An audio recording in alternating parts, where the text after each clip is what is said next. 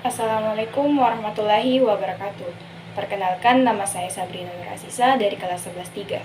Di sini saya akan menjelaskan tentang perkembangan pergerakan nasional Indonesia, yang dimana terbagi menjadi 4 periode. Pertama, periode awal pergerakan nasional, yang kedua, periode radikal, yang ketiga, periode nasionalisme politik, dan yang terakhir, periode bertahan.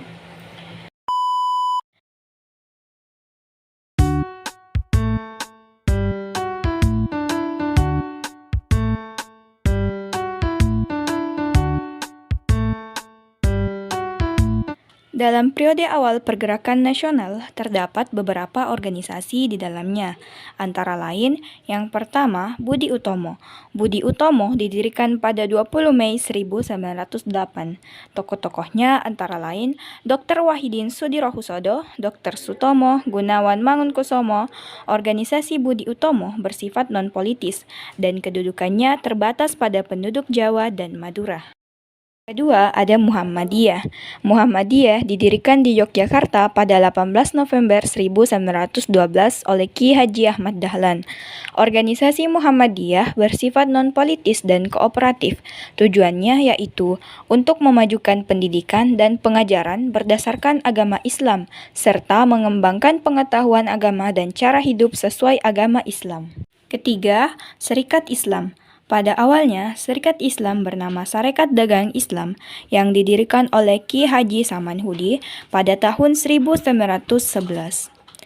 Tujuan dari Serikat Dagang Islam adalah untuk menjadi wadah pada pedagang muslim menghadapi persaingan dengan pedagang asing. Pada 10 September 1912, Serikat Dagang Islam berganti nama menjadi Serikat Islam yang diketuai oleh Cokroaminoto. Pada 1916, mulai bekerja sama dengan pemerintah kolonial Belanda yang berujung dimanfaatkannya Serikat Islam oleh tokoh-tokoh ISDF yang berhaluan komunis.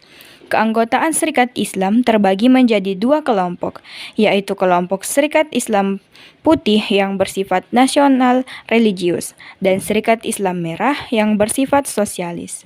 Pada 1923, Serikat Islam mengubah namanya menjadi Partai Serikat Islam. Pada 1929, Partai Serikat Islam berganti nama menjadi Partai Serikat Islam Indonesia. Perpecahan di dalam organisasi menjadi salah satu penyebab kemunduran Partai Serikat Islam Indonesia.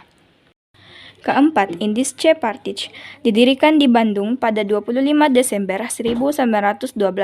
Tokohnya yaitu 3 serangkai, antara lain Ki Hajar Dewantara, Dr. Cipto Mangunkusumo, dan Douwe Dekker. Indische Partij adalah organisasi pertama yang secara tegas menyampaikan tujuannya untuk mencapai kemerdekaan Indonesia. Yang kelima, Gerakan Pemuda. Gerakan Pemuda masih bersifat kedaerahan. Yang pertama kali muncul adalah Trikoro Darmo yang didirikan oleh Satiman Wiryo Sanjoyo pada tahun 1915, yang kemudian berubah nama menjadi Jong Java. Selain itu, terdapat juga organisasi pemuda lainnya seperti Jong Ambon, Jong Minahasa, dan Jong Celebes.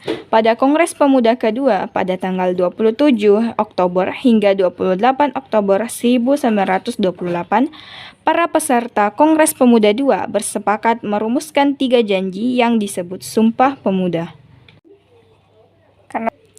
Dan yang terakhir ada Gerakan Perempuan. Gerakan Wanita Indonesia dimulai sejak masa Raden Ajeng Kartini pada tahun 1879 hingga 1904, memperjuangkan emansipasi wanita melalui surat-surat Raden Ajeng Kartini yang kemudian diterbitkan oleh Abendanon dalam bukunya Habis Gelap Terbitlah Terang.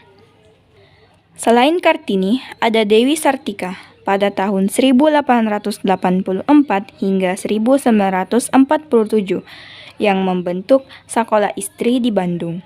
Pada 25 Desember hingga 28 Desember 1928 diadakan Kongres Perempuan Indonesia I di Yogyakarta yang hasilnya membentuk Perserikatan Perempuan Indonesia atau PPI yang kemudian berganti menjadi Perhimpunan Istri Indonesia atau PI.